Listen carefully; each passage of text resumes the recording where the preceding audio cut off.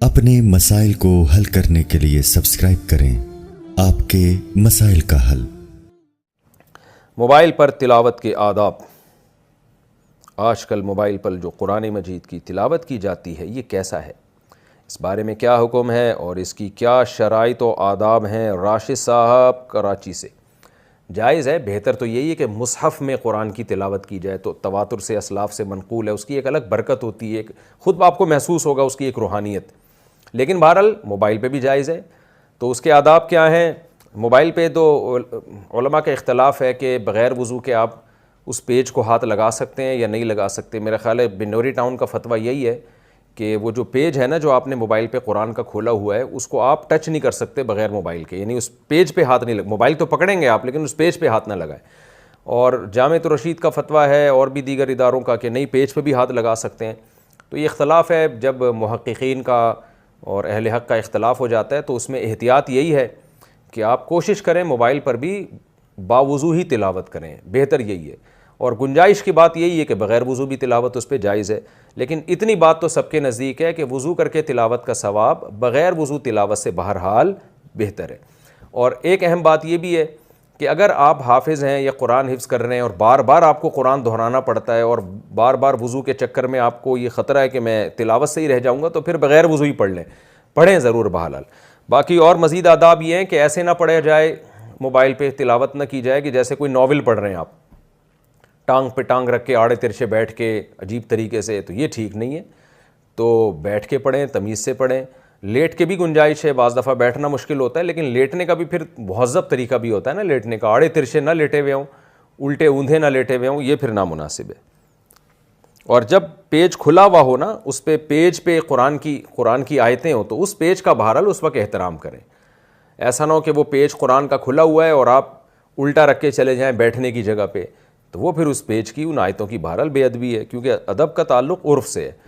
تو یہ آیتوں کو اس طریقے سے آپ کہیں الٹا رکھ کے چلے جائیں اور بیٹھنے کی جگہ پہ رکھ دیں، موبائل پہ قرآن کھلا ہوا ہے اور آپ اپنے بیٹھنے کی جگہ اس کو رکھ دیں، تو یہ نامناسب ہے، یہ بے ادبی ہے۔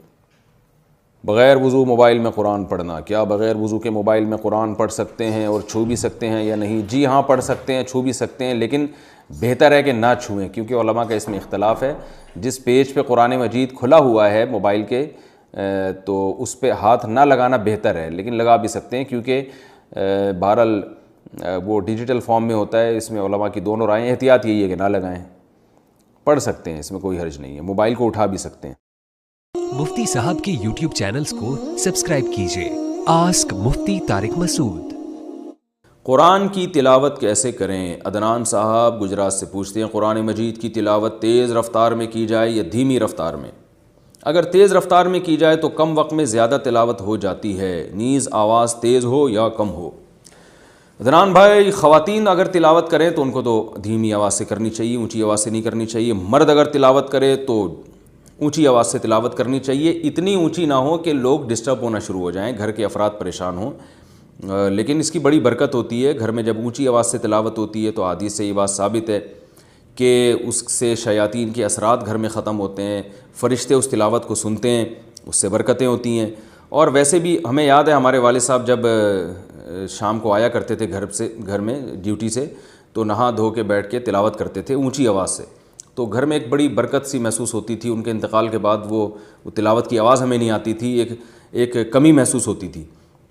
تو گھر کا سربراہ گھر میں بیٹھ کے اگر اونچی آواز سے تلاوت کرے تو اس کی اور ہی الگ برکت ہوتی ہے، لیکن اس میں یہ بات بہرحال ضروری ہے کہ گھر کے افراد کو تکلیف نہ ہو۔ ایسا نہ ہو کوئی بچہ آپ کا پڑھ رہا ہے، اسٹڈی کر رہا ہے، اس کا صبح ایگزام ہے اور آپ اس کو تلاوت سنا رہے ہیں، تو وہ بعض دفعہ پھر پریشانی کا سبب بنتی ہے یہ چیز۔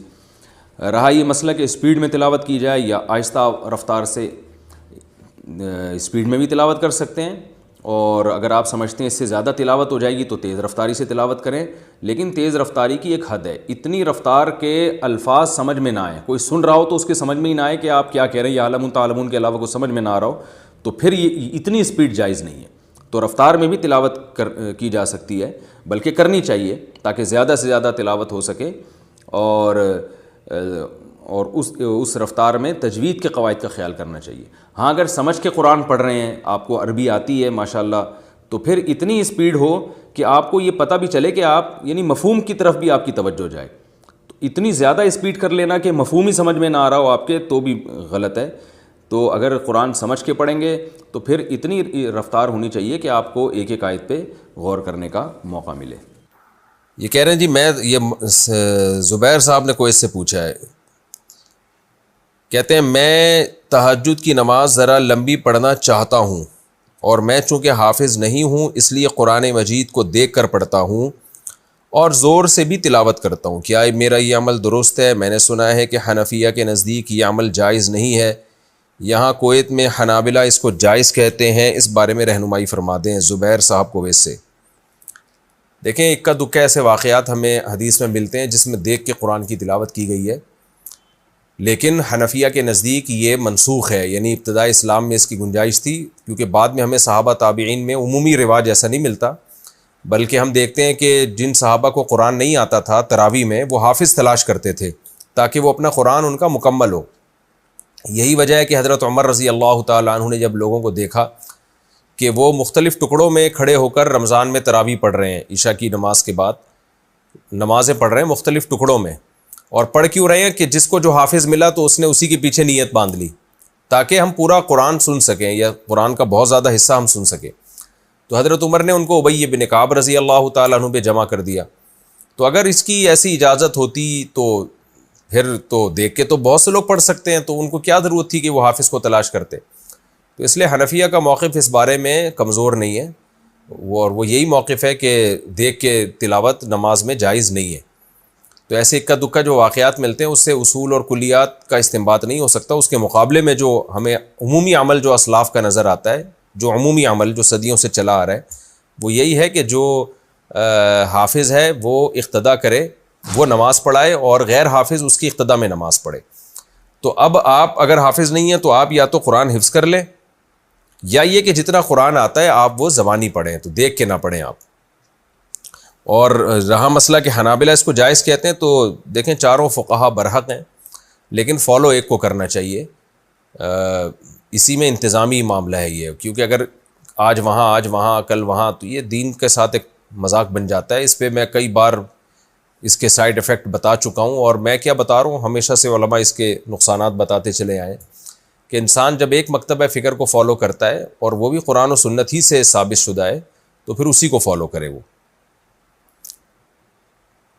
بینک میں انویسٹمنٹ کر کے ماہانہ پروفٹ لینا, اس کی مثال میں دے رہا ہوں کہ جیسے آپ حنابلہ کے مسلک کو اگر فالو کرتے ہیں نا اس میں کہ جی میں فقہ حنبلی کو فالو کرتا ہوں, تو فقہ حنبلی میں پھر امام احمد بن حنبل کی جو رائے ہے, جو مضبوط ان کے جو فقہ حنبلی میں ایک مضبوط رائے سمجھی جاتی ہے, وہ یہ کہ ایک نماز کا جان کر چھوڑ دینے والا پھر کافر بھی ہو جاتا ہے, نکاح بھی اس کو دوبارہ کرنا پڑے گا, تو وہاں پھر آپ حنفی ہو جائیں گے.